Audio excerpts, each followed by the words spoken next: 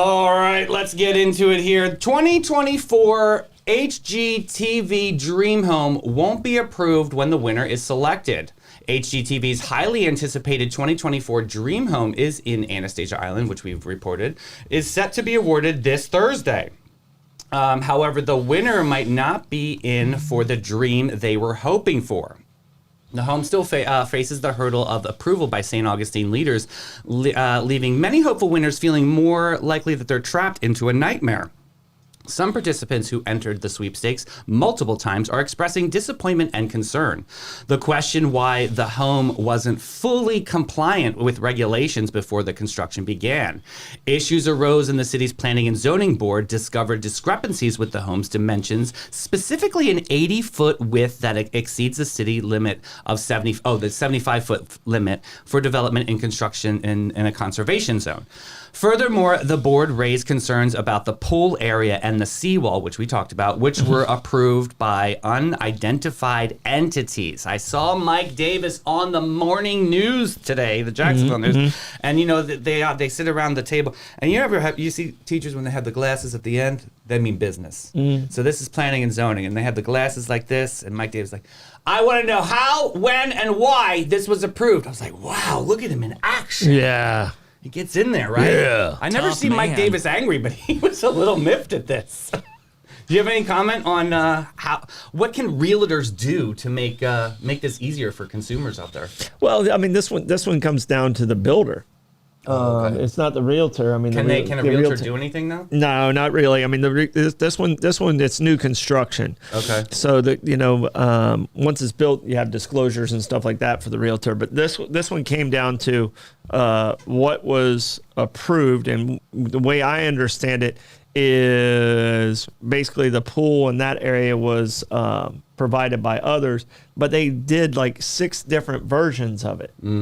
And the builder built one thing, and there was never any real approval of what was happening in the back of the house. Gotcha. So I don't know exactly who the builder got is okay from, but I can tell you right now, coming into the conservation zone, you know, they might have to yank out that pool and see. Is that what they would do? I don't know what came. I didn't watch the meeting yesterday or any of the things that came out of it, but you know, that's, you know, to me, that's it. You had a builder who's out of the community. He's out of Orlando. Right. There's a Florida builder, but you gotta be in contact with the local group. You can't just make assumptions on your own, especially if you're dealing with such a sensitive area.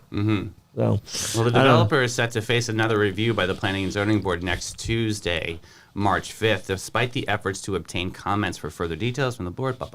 Oh, so the winner has an option. If they don't want the house, HGTV offers a $650,000 cash alternative. The house is worth way more than that. Right, so that's what I was like, yeah, that's not going to be worth it either. But is this headache worth more than that? Well, I mean, yeah, to me, they can get it right. I mean, I don't think they're going to be able to do anything about the house being too wide. That should have been caught. You know, I don't know how it read on the plans and stuff like that, but that affects the vistas.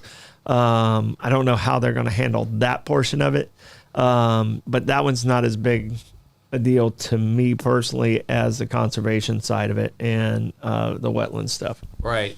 Because what if they allow this? Then other people are going to obviously take advantage of the same situation. Well, and they got to put that in writing that this is a one-time situation. This is not cannot set a precedence, and they have to be very hard on that portion of it so that it doesn't happen again. Will that developer ever be allowed to build in St. Augustine again, or is he pretty much be blacklisted? Well, I don't know about the developer. I mean, and I don't know.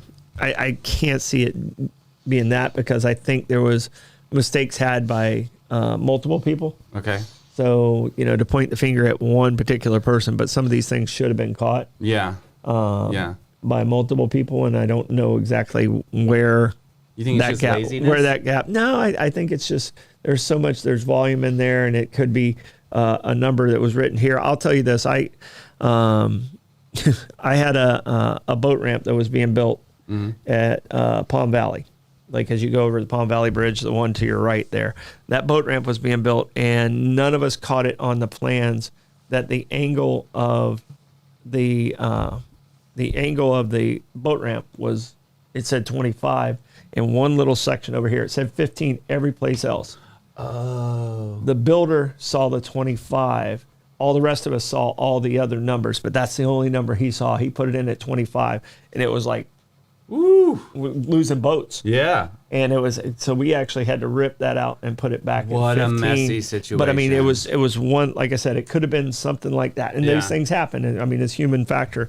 But looking at that seawall, is it really affecting a major area? Like, but what can that really do? It's in that one's in a very protected area. I mean, there's habitat that's there. There's a lot of different things.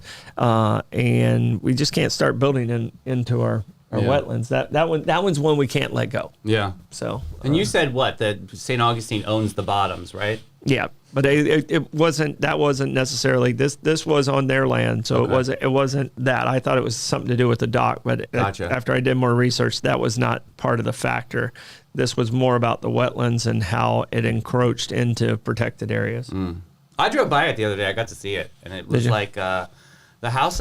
The pictures make the house look a lot larger than it actually is. I mean, it's a lovely home, but I was it's a beautiful location. Yeah. So. Yeah. All right. Well, we'll have to see what happens there. Good luck I know there's so many people out there that are entering this contest, so we'll have to see what happens and who wins. Yeah. But one more question though for you, Dad. So what would have been the difference? Like, so this is built within city limits. If this was built outside of the county limits, what would have been the procedure then? It still would have been the same as far as the wetland setbacks. Those are set by the state, state and federal.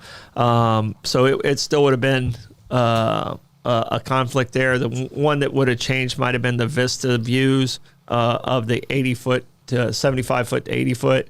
That one might not have been a factor in the county, but the wetland portion of it would have been the same. Matter of fact, the environmental on the county side's even a little more stricter than the state. So the county has additional restrictions above even the state stuff. Oh, really? Yeah. Wow. Yeah. So aggressive. County environmental, they're doing their part. Cool. Not that the city's not, but the city doesn't really have the resources that the county does in that category.